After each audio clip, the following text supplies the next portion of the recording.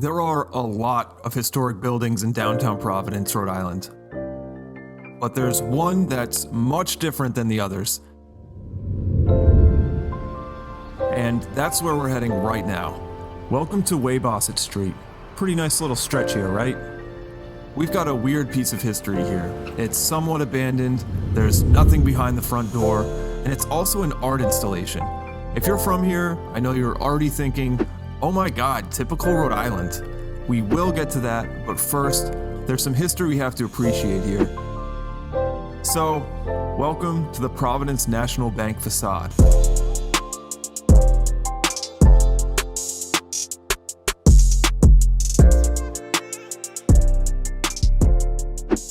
Let's take it back in time to 1791, when Providence Bank was established in Rhode Island by John Brown, a prominent politician and businessman. He had a big role in Little Rhody during his lifetime, most notably helping organize the burning of the Gaspee in 1772, which actually helped move the 13 colonies as a whole toward the war for independence. Don't think too highly of John Brown though. He was also actively involved in the slave trade, so somehow his haircut isn't the worst thing about him. When he founded Providence Bank here, it was only the 5th bank to be established in the newly created United States of America.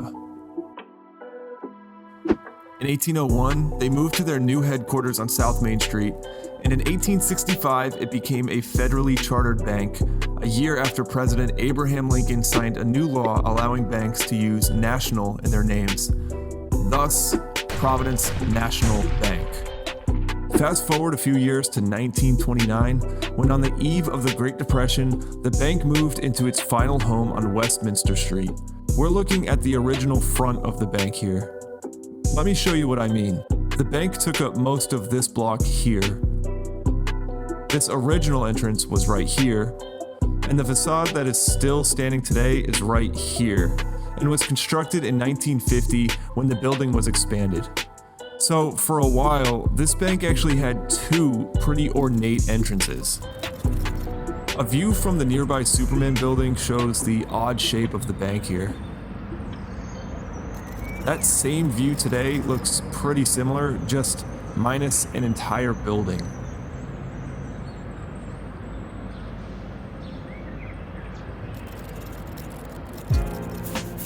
Let's talk design now.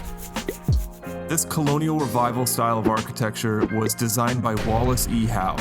It featured murals of historic Providence buildings, paneling of Burma teak, and a floor of Vermont marble. If you think this building, or what's left of it, is cool, then check out some of these other sweet properties Wallace designed. Barrington Public Library, a beautiful spot on the river.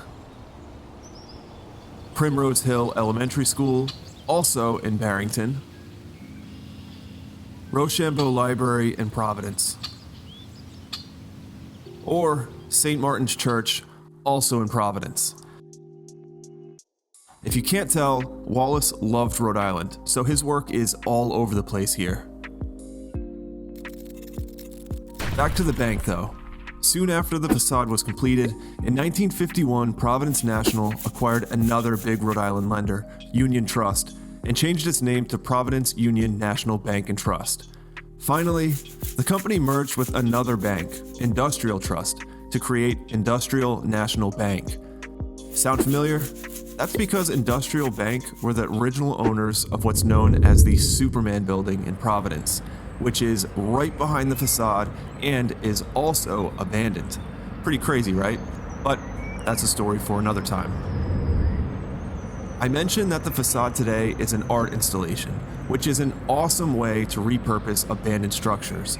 I wanted to learn more about this and graffiti in general, so I reached out to Nick Platzer from the Avenue Concept, the organization responsible for this and other pieces in the city.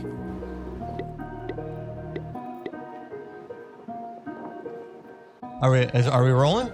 Oh, we're rolling. Okay, cool. A lot of people like to think if it's spray paint on the wall, it's bad. This is spray paint on the wall. People love this. There's something about the spray can that's still connected in people's minds, that a spray can means graffiti, it means it's illegal, call the police. I think slowly over time, people are sort of, that stereotype is changing. I think it's the older generations that really connect that. I think the younger generation, you know, sees it's just, as long as it's art, it's okay. And then I think sort of graffiti versus vandalism is sort of the intention. If there's an intention to like destroy, then it can be considered vandalism. I love the idea of readapting abandoned places. I think there's too many of them out there. We need to repurpose instead of rebuilding. That's my sort of big philosophy. And I think, you know, being able to repurpose these things, they have meaning to people. People, you know, have used these places as landmarks for decades and decades. You know, you could just leave this, forget about it, and become this kind of weird movie, cowboy western facade in the middle of downtown. But the owner reached out to us and said, look, I'm putting these panels up. I think it's a great possibility to put art in the middle of downtown. I know that's what you guys are interested in doing. Our goal is just to beautify the city, you know, whether it's through sculptures or murals or anything else that comes our way. We're just really about being artist-driven and trying to make some amazing projects. But I love the idea of taking old-timey stuff and repurposing it, making it new, whether it's a warehouse or an old tin can that you find rusting on the side of the road. Fucking love it. Back to the facade, because we have to answer the question of, I don't know, why is the entire building missing? During the early 2000s, new plans began to develop to demolish a series of buildings on this block in order to build one large skyscraper, which originally aimed to be the tallest in Rhode Island. The luxury condo tower was dubbed 110 Westminster and had a projected cost of $105 million. The building was expected to bring new business and an economic boost to the financial district. So, in 2005, over the course of 6 weeks, the Providence National Bank, along with other structures, were demolished. Knowing that this ended up becoming just a parking lot makes these photos pretty hard to look at. Seeing history demolished so easily for nothing.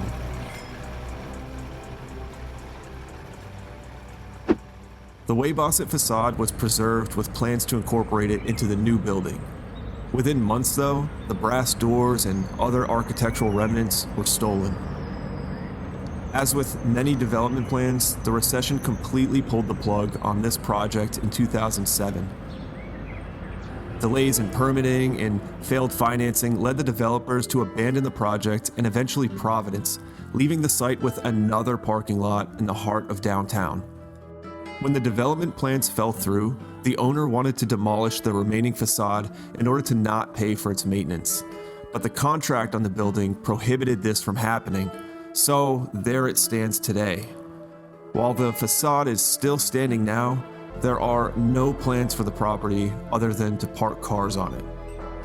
However, thanks to the Avenue concept, it's been given new life as a canvas for talented artists. So make sure to check it out the next time you're walking through downtown Providence.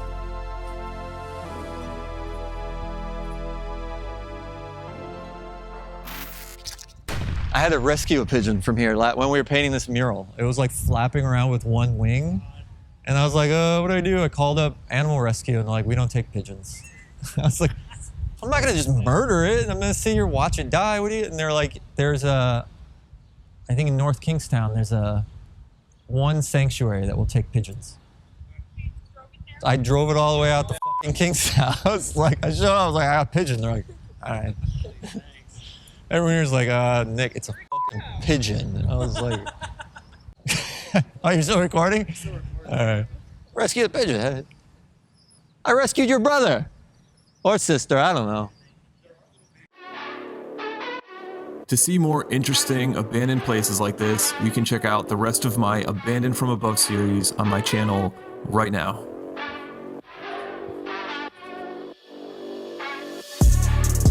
Thank you very much for watching.